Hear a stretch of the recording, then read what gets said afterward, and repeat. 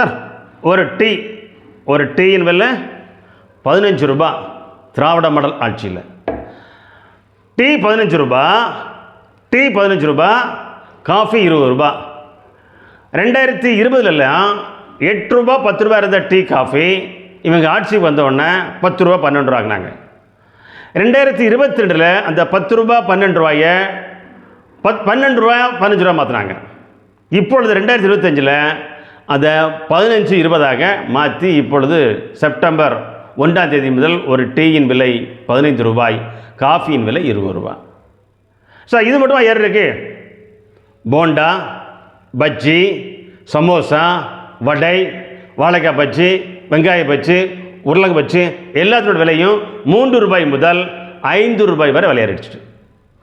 Sir இது மட்டுமா special tea விலையேறிட்டாங்க, லெமன் டீ ஏற்றிட்டாங்க, இஞ்சி டீ ஏற்றிட்டாங்க, Boost, Horlicks, Bournvita, ragi malt இதெல்லாம் விலையும் ஏறிடுச்சு. ஸோ இதை கண்டித்து திராவிட முன்னேற்ற கழகத்தை சேர்ந்த யாராவது குரல் கொடுக்குறாங்களேன்னா யாருமே குரல் கொடுக்கல. காங்கிரஸோ, கம்யூனிஸ்டோ, விடுதலை சிறுத்தைகளோ, வைகோவோ யாரும் எல்லாருமே அமைதியாக இருக்கிறாங்க. இந்த ஏழை எளிய மக்களுக்கு இது ஒரு மிகப்பெரிய பாரம் அல்லவா? ஆல்ரெடி காய்கறி விலை ஏறிடுச்சு, மளிகை சாமான பொருள் ஏறிடுச்சு, அன்றாட பொருள் விலை ஏறிடுச்சு. நீங்கள் மறுபடியும் இந்த டீ காஃபி விலையை ஏற்றிருக்கீங்களே, அதுக்கு நீங்கள் ஏதாவது குரல் கொடுக்குறீங்களா? சார் கேஸ் விலை ஏற்றும் போதும் அவங்க டீ விலை ஏற்றிடுறாங்க, 1 ரூபா 2 ரூபா ஏற்றிடுறாங்க. அரசு ஒரு சிலிண்டருக்கு 800 ரூபாலேருந்து ஒரு 50 ரூபா ஏற்றினா இவங்க டீக்கே 1 ரூபா 2 ரூபா ஏற்றிடுவாங்க. அப்பவுமே சிலிண்டர் விலை ஏறும்போதே ஏற்றிடுவாங்க.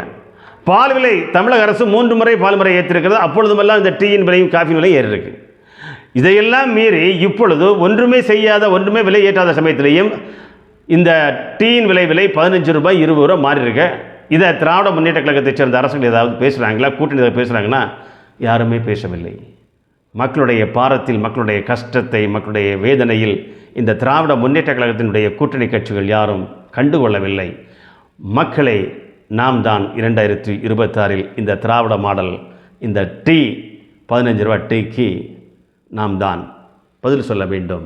காத்திருங்கள். நன்றிகள்.